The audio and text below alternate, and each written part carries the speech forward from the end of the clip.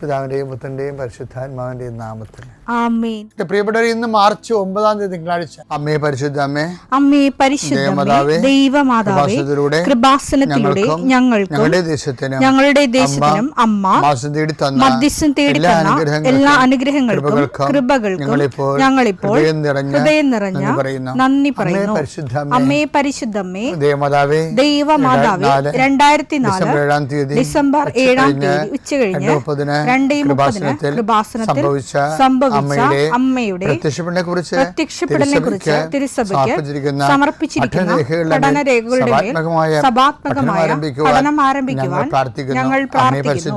അമ്മേ പരിശുദ്ധമേ, ഭൂസ്വർലോകങ്ങളുടെ രാജ്ഞിയായ അങ്ങേയ്ക്ക് ഭൗമസംരക്ഷണത്തിനായി പ്രപഞ്ചപ്രകൃതിയെ തന്നെ തിരുസഭ പ്രതിഷ്ഠിക്കുവാൻ ഈ പ്രത്യക്ഷീകരണം വഴി ഇടയാക്കണമേ. പരിശുദ്ധമേ, ജപമാല മാതാവേ, സകല പ്രാർത്ഥനയോടും ചേർത്ത് ഞങ്ങളിപ്പോൾ പ്രാർത്ഥിക്കുന്ന ഈ കുടുംബത്തിന്റെ പ്രത്യേക നിയോഗം പറ മക്കളെ.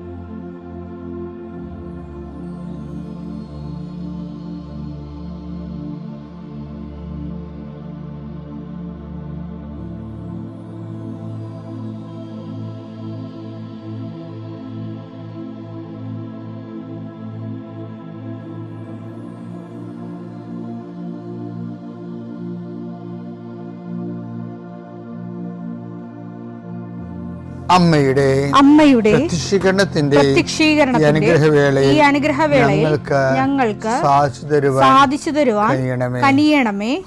ആമേൻ. വിശ്വാസ പ്രമാണം. സർവശക്തനായ പിതാവും ആകാശത്തിന്റെയും ഭൂമിയുടെയും സൃഷ്ടാവുമായ ദൈവത്തിൽ ഞാൻ വിശ്വസിക്കുന്നു. അവിടുത്തെ ഏകപുത്രനും ഞങ്ങളുടെ കർത്താവുമായ ഈശോമിശിഹായിലും ഞാൻ വിശ്വസിക്കുന്നു. ഈ പുത്രൻ പരിശുദ്ധാത്മാവിനാൽ ഗർഭസ്ഥനായി കന്യകാമറിയത്തിൽ നിന്ന് പിറന്ന് പൊന്തിയോസ് പീലാത്തോസിന്റെ കാലത്ത് പീഡകൾ സഹിച്ച് കുരിശിൽ തറയ്ക്കപ്പെട്ട് മരിച്ച് അടക്കപ്പെട്ട് പാതാളങ്ങളിൽ ഇറങ്ങി മരിച്ചവരുടെ ഇടയിൽ നിന്ന് 3-ാം നാൾ ഉയർത്ത് സ്വർഗത്തിലേക്ക് എഴുന്നള്ളി സർവശക്തിയുള്ള പിതാവായ ദൈവത്തിന്റെ വലതുഭാഗത്തിരിക്കുന്നു. അവിടെ നിന്ന് ജീവിക്കുന്നവരെയും മരിച്ചവരെയും വിധിക്കുവാൻ വരുമെന്നും ഞാൻ വിശ്വസിക്കുന്നു. പരിശുദ്ധാത്മാവിലും ഞാൻ വിശ്വസിക്കുന്നു.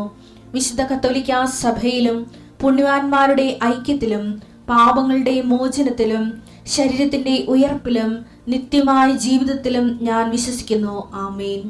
സ്വർഗ്ഗസ്ഥനായ ഞങ്ങളുടെ പിതാവേ, അങ്ങയുടെ നാമം പൂജിതമാകണമേ. അങ്ങയുടെ രാജ്യം വരണമേ. അങ്ങയുടെ തിരുമനസ് സ്വർഗത്തിലെ പോലെ ഭൂമിയിലും ആകണമേ. അന്നു വേണ്ടുന്ന ആഹാരം ഇന്ന് ഞങ്ങൾക്ക് തരണമേ. ഞങ്ങളോട് തെറ്റ് ചെയ്യുന്നവരോട് ഞങ്ങൾ ക്ഷമിക്കുന്നത് പോലെ ഞങ്ങളുടെ തെറ്റുകൾ ഞങ്ങളോടും ക്ഷമിക്കണമേ. ഞങ്ങളെ പ്രലോഭനത്തിൽ ഉൾപ്പെടുത്തരുതേ, തിന്മയിൽ ഞങ്ങൾ രക്ഷിക്കണമേ. ആമേൻ. നന്മ നിറഞ്ഞ മറിയമേ, സ്വസ്തി. കർത്താവ് അങ്ങയുടെ കൂടെ സ്ത്രീകളിൽ അങ്ങ് അനുഗ്രഹിക്കപ്പെട്ടവളാകുന്നു. അങ്ങയുടെ ഉദരത്തിൻ ഫലമായി ഈശോ അനുഗ്രഹിക്കപ്പെട്ടവനാകുന്നു. പരിശുദ്ധ മറിയമേ, തമ്പുരാന്റെ അമ്മേ, പാപികളായ ഞങ്ങൾക്ക് വേണ്ടി ഇപ്പോഴും ഞങ്ങളുടെ മരണസമയത്തും തമ്പുരാനോട് അപേക്ഷിക്കണമേ. ആമേൻ. കർത്താവേ, നിന്റെ ഉന്നതമായ നാമത്തിന് സ്തോത്രം ചെയ്യുന്നു. കർത്താവേ, നിന്റെ വിശുദ്ധ പൗരോഹിത്യത്തെ മഹത്വപ്പെടുത്തണമേ. കർത്താവേ, സഭയിലുള്ള സാന്നിധ്യം പ്രകടമാക്കണമേ. 40 വർഷം ഞാൻ അർപ്പിച്ച കൃപാനയുടെ യോഗ്യതയാൽ കൃപാസ്ഥാനത്താറെ ജീവനോടെ പ്രത്യക്ഷപ്പെട്ട പരിശുദ്ധ അമ്മയുടെയും മാധ്യസ്ഥത്തിൽ ഇന്ന് ഉത്തരവാദിത്തങ്ങളിലേക്ക് പോകുന്ന എല്ലാവരെയും ഞാൻ ഈശ്വര നാമത്തെ ആശ്രയിക്കുന്നു. ജോലി, വീട്, വിവാഹം, ബാങ്ക്, പരീക്ഷ, പഠനം, ഇൻ്റർവ്യൂ, സ്ഥലമെടുപ്പ്, സ്ഥലം അളപ്പ്, വീട് വെക്കൽ, അപേക്ഷ കൊടുക്കൽ, ഇങ്ങനെ ആശുപത്രി പോക്ക്, ടെസ്റ്റ്, അതുപോലെ തന്നെ ബയോപ്സി, ഇങ്ങനെ എന്തെല്ലാം കാര്യങ്ങൾക്ക് വേണ്ടി നിൻ്റെ ദൈവപതിൽ നീ പോകുന്നുവോ, come with you wherever you go. നീ എവിടെ പോയാലും നിൻ്റെ കൂടെ ഞാൻ ഉണ്ടായിരിക്കും. നല്ല കർത്താവിൻ്റെ വാഗ്ദാന പ്രകാരം സഞ്ചാരി മാതാവ് സമയത്തിൻ്റെ അധികാരി നിൻ്റെ കൂടെ വരികയും നിൻ്റെ ഉദ്ദേശ ലക്ഷ്യങ്ങളെ ആശീർവദിക്കുകയും നീ അറിയാത്ത അവിചാരിതമായ അപകടങ്ങൾ, ആകസ്മിക സങ്കടങ്ങളിൽ നിന്ന് കർത്താവ് നിൻ്റെ യാത്രയുടെ ലക്ഷ്യത്തെ സംരക്ഷിക്കട്ടെ. രോഗികൾ, പീഡിതരെ, മാനസിക സങ്കടം അനുഭവിക്കുന്നവർ, ഡിപ്രഷൻ അനുഭവിക്കുന്നവർ, മരുന്ന് കഴിച്ചിട്ട് ഉറക്കം മൂടുകയും ശരീരം തൂക്കം വെക്കുകയും ചെയ്യുന്നതല്ലാതെ പ്രത്യേകിച്ച് പ്രയോജനമൊന്നും ഇല്ലാതെ ഡിപ്രഷൻ കൊണ്ട് വേദനിച്ച് ജീവിക്കുന്ന ആൾക്കാർ, കർത്താവേ നീ അവരെ തൊടണമെന്ന് പ്രാർത്ഥിക്കുന്നു. ഓട്ടിസം കുഞ്ഞുങ്ങൾ, ഹൈപ്പർ ആക്ടിവിറ്റി കുഞ്ഞുങ്ങൾ, അവിടെ മാതാപിതാക്കന്മാരെ മനസ്സ് കെട്ടുപോയവർ, തകർച്ച സങ്കടം കൊണ്ട് അവർക്ക് ജീവിക്കാൻ പറ്റാത്തവർ, ജീവിക്കാൻ വേണ്ടി ജീവിതത്തോട് മൽപ്പിടുത്തം നടത്തുന്നവർ, മരുന്ന് കഴിച്ചിട്ടും രോഗം സുഖമാക്കാതെയും രോഗം പൊറുക്കാതെയും ഇരിക്കുന്നവർ, എൻ്റെ കർത്താവിന് ഉന്നതമായ നാമത്തിൽ, സഭയുടെ അധികാരത്തിൽ, കുരിശിൻ്റെ അടയാളത്തിൽ, ദൈവശക്തിയാൽ നിനക്ക് ദൈവസന്ധിപ്പും സൗഖ്യം ലഭിക്കട്ടെ. പിതാവും പുത്രനും പരിശുദ്ധാത്മാവായ സർവ്വേശ്വര എന്നേക്കും ആമേൻ. എൻ്റെ പ്രിയപ്പെട്ടവരെ, ഈ ആഴ്ചയിൽ നമ്മൾ കർത്താവ് മനസ്സ് നിറഞ്ഞ് പറഞ്ഞ ഒരു വല്ലാത്ത കഥയാണ് the story of the prodigal son, ധൂർത്തപുത്രൻ്റെ കഥ. അതിന് ഇടക്കാലം കൊണ്ട് സ്നേഹപിതാവിൻ്റെ കഥ എന്നൊക്കെ പറഞ്ഞ് ബൈബിൾ വ്യാഖ്യാനക്കാർ അതിനെ കുറച്ച് മസാലകൾ ചേർക്കുന്നുണ്ട്. പക്ഷേ അതിനും അപ്പുറത്ത് അത് തൻ്റെ കൂടെ നിന്ന് എല്ലാം ഉള്ളതും ഇല്ലാത്തതും ഒരുപോലെ അനുഭവിച്ച ഒരു മകൻ്റെ കഥ കൂടിയാണത്. അത് മൂത്ത മകനാണ്. നമ്മൾ ഈ ആഴ്ചകളുടെ ധ്യാനങ്ങളെല്ലാം ഒരു പൊളിച്ചെഴുത്തും ഒരു പുനർവായനയുമാണ്. അതിൽ നമ്മൾ ആദ്യം കാണുന്നത് ഈ ഇളയ മകൻ അവനെല്ലാം നശിപ്പിച്ച് ദൂർത്തടിച്ച് കഴിഞ്ഞപ്പോൾ ആ നാട്ടിലൊരു ക്ഷാമം ഉണ്ടായി. അപ്പോൾ അവൻ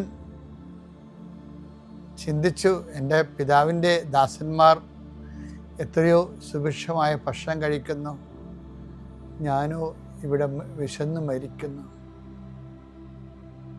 ഞാൻ എഴുന്നേറ്റ് എൻ്റെ പിതാവിൻ്റെ അടുക്കിലേക്ക് പോകും. അതൊരു ഡിസിഷനാണ്, തീരുമാനം. എല്ലാ മാനസാന്തരങ്ങൾക്കും ഒരു തീരുമാനമുണ്ട്. തീരുമാനമില്ലാത്ത വെറും ആശയങ്ങൾ മാത്രമായ മാനസാന്തരം സുവിശേഷത്തിൻ്റെ ദൃഷ്ടിയിൽ സ്വീകാര്യമല്ല.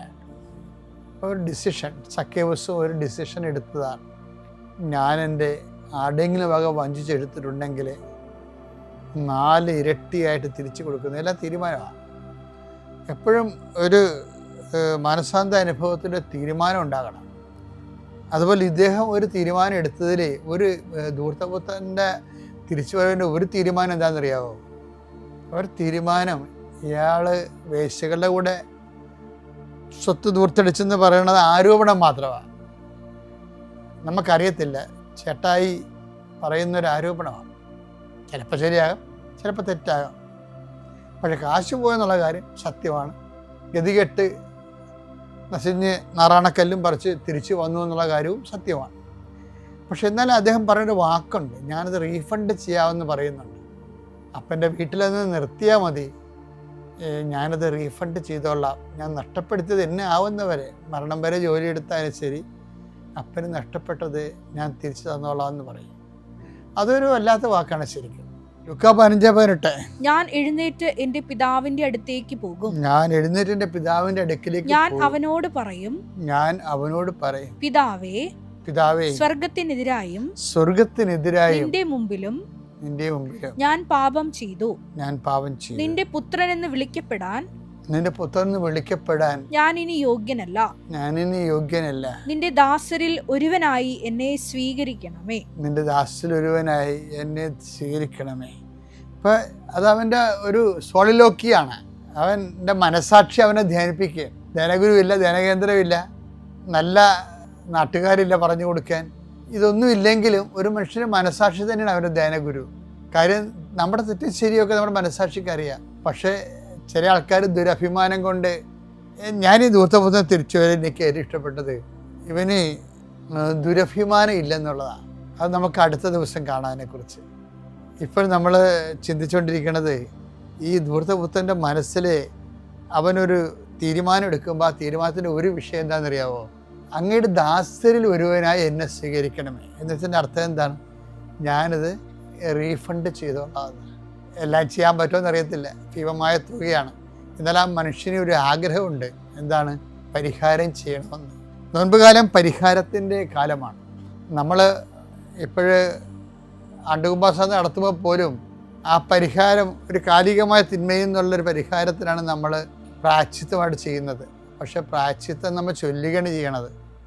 ഇയാൾ പറയണത് ഞാൻ പ്രായശ്ചിത്തം ചെയ്തോളാം എന്നാണ് പറയണത്. പ്രായശ്ചിത്തം ചൊല്ലാൻ ആർക്കും കഴിയും, അവിടെ മുട്ടയെന്ന് മൂസ്വർഗസ്ഥനായ ചൊല്ലിട്ട് പോന്നാൽ മതി. പക്ഷേ ഇയാളങ്ങനെയല്ല പറയണത്. അങ്ങയുടെ ദാസരിൽ ഒരുവനായി എന്നെ സ്വീകരിക്കണമെന്ന് പറയുമ്പോൾ ഞാൻ പ്രായശ്ചിത്തം ചെയ്തോളാമെന്ന്. ഇത് ദൈവദർശന സ്വീകാര്യമായ കർത്താവിൻ്റെ മനസ്സിലിരിപ്പാണ്. ഈ കഥയെല്ലാം വരണം എവിടെ നിന്നാണ്? കർത്താവ് എങ്ങനെയാണ് പാപിയെ കാണുന്നത്? പ്രായത്തെ ചൊല്ലുന്നവരെ അല്ല. അയാൾ പറയുന്നുണ്ട് അങ്ങക്കെതിരായി ഞാൻ പാപം ചെയ്തു പോയി എന്നൊക്കെ ഏറ്റു പറയുന്നുണ്ട് അയാൾ. പക്ഷെ പ്രായശ്ചിത്തം അയാൾ ചെല്ലുകയല്ല ചെയ്യണത്, പ്രായശ്ചിത്തം ചെയ്തോളാമെന്ന് പറയണതാണ്. നമുക്ക് പ്രാർത്ഥിക്കാം. കർത്താവായ ദൈവമേ, ഈ നോൻപുകാലത്ത് ഞാൻ അങ്ങയുടെ തിരുസന്നിധിയിൽ അങ്ങനെക്ക് നൽകിയ വിശുദ്ധിയും വരപ്രസാദവും നഷ്ടപ്പെടുത്തിക്കൊണ്ട് അങ്ങയുടെ കൃപയിൽ നിന്ന് അങ്ങയുടെ വിശുദ്ധ രക്തത്തിനെതിരായി ചെയ്ത പാപങ്ങളെ ഓർത്ത് അങ്ങയുടെ കൃപയിൽ നിന്ന് മാറ്റപ്പെട്ടതിനെ ഓർത്തും ഞാൻ പശ്ചാത്തപിക്കുന്നു. അങ്ങനെ സംഭവിച്ചു പോയതിൽ ഞാൻ ഖേദിക്കുകയും എന്റെ പാപങ്ങൾക്കെല്ലാം ധൂർത്തപുത്രനെ പോലെ അക്ഷരാർത്ഥത്തിലെ പരിഹാരം ചെയ്യാനുള്ള കൃപ എനിക്ക് നൽകണമേ എന്ന് പ്രാർത്ഥിക്കുന്നു. അപ്പൊ നിങ്ങളവർക്ക് എന്താണ് പശ്ചാത്താപം, എന്താണ് പരിഹാരം ചെയ്യേണ്ടതെന്ന്? ഇപ്പൊ നിങ്ങളൊരു അബോർഷനാണ് സംഭവിച്ചതെന്നുണ്ടെങ്കിൽ അബോർഷന്റെ പരിഹാരം എന്താ? 2-3 പരിഹാരങ്ങളുണ്ട്. ഒന്ന്, ഒരു കുഞ്ഞിനെ ദത്തെടുക്കാം, അല്ലേ? പഠിക്കാത്ത കുഞ്ഞുങ്ങൾ, അപ്പനില്ലാത്ത കുഞ്ഞുങ്ങളുണ്ടാകും, അപ്പം മരിച്ചുപോയ കുഞ്ഞുങ്ങളുണ്ടാകും. അതുപോലെ തന്നെ ഇപ്പം കഴിഞ്ഞ ദിവസങ്ങളൊരു ചെയ്തിരിക്കുന്നത് ഓട്ടിസമുള്ള കുഞ്ഞുങ്ങളെയൊക്കെ വളർത്തുകയാണ്. ചെറിയൊരു വരുമാനത്തിലാണ്, പക്ഷേ ആ വരുമാനം കൊണ്ട് എന്താകാനാണ്? ഓട്ടിസമുള്ള ഒരു കുഞ്ഞിനെ വളർത്താൻ ഒരു അമ്മക്ക് പറ്റുന്നില്ല. അപ്പോഴാണ് 5-6 കുഞ്ഞുങ്ങളെ ഒരമ്മ വളർത്തിക്കൊണ്ട് വരണത്. അപ്പോൾ അത് ഉള്ളിൻ്റെ ഉള്ളൊരു പരിഹാരമാണ് ശരിക്കും പറഞ്ഞാൽ. ഇതുപോലെ തന്നെയാണ് ചില അനാഥാലയങ്ങളിൽ പോയി പ്രായമായവരുടെ ഉടുപ്പൊക്കെ അലക്കി കൊടുക്കുകയും അവർക്ക് ഇങ്ങനെ ബോധമില്ലാതെ ഫസ്റ്റ് കോളും സെക്കൻഡ് കോളും ഒക്കെ കഴിഞ്ഞ് കിടക്കുന്ന ആൾക്കാരെ കഴുകുന്നില്ലേ? ഇപ്പം കന്യാസിമാർ 2 പേരൊക്കെ ചിലപ്പോൾ ഉണ്ടാകത്തുള്ളൂ. ഓരോരുത്തരുടെ കഴുകി വരുമ്പോൾ തന്നെ മണി 12 ആവും. അത് നിസ്സാര കാര്യമില്ല. അപ്പം നമ്മുടെ സിസ്റ്റേഴ്സിൻ്റെ ദൈവവിളി എന്ന് പറഞ്ഞാൽ ആ ദൈവവിളിയുടെയൊക്കെ മുമ്പിൽ നമ്മൾ തൊപ്പിയെടുത്ത് ഹാറ്റ് ഓഫ് ചെയ്യേണ്ടി വരും. കാര്യം ഞാനൊരു ജന്മന വൈകല്യമുള്ള കുഞ്ഞുങ്ങളുടെ ഒരു കോൺവെൻറ്റിൽ വയനാട്ടിലോ എവിടെയോ ചെന്നപ്പോൾ DSSകാരുടെ എൻ്റെ മനസ്സ് നിറഞ്ഞു പോയി. 2 സിസ്റ്റർമാർ ആ ജന്മം മൊത്തം ഒഴിഞ്ഞു വെച്ചിരിക്കുകയാണ് ഈ കുഞ്ഞുങ്ങൾക്ക് വേണ്ടി. അവിടെ അമ്മമാർ പോലും നോക്കണതിനേക്കാളുമാണ് അവർ നോക്കുന്നത്. എനിക്കത് എങ്ങനെ അവർ ചെയ്യണമെന്ന്, ഈ ക്രിസ്ത്യൻ ചാരിറ്റി എന്ന് പറയുന്നത് ബൈബിളിലുള്ളതിനേക്കാളും പവർഫുള്ളായിട്ടാണ് ഈ പലരും ചെയ്യണത് ഇന്നത്തെ കാലത്ത്. അതാണ് പരിഹാരം ചെയ്യുക. മറ്റുള്ളവരുടെ തിന്മകൾക്ക് പോലും നമ്മൾ പരിഹാരം ചെയ്യുമ്പോൾ ദൈവത്തിരുസേന റിട്ടാലിയേഷൻ സംഭവിക്കും, നീതീകരിക്കപ്പെടുകയും അതിൻ്റെ ഓഹരി കൃപയായി ചൊരിഞ്ഞു കിട്ടുകയും നമ്മുടെ ആത്മാവ് പുണ്യപ്പെടുകയും ചെയ്യുന്നൊരു കാലമാണ് നോൻപുകാലം. ഇത് ചെയ്യണേ പിതാവിൻ്റെയും പുത്രൻ്റെയും പരിശുദ്ധാത്മാവിൻ്റെയും നാമത്തിൽ.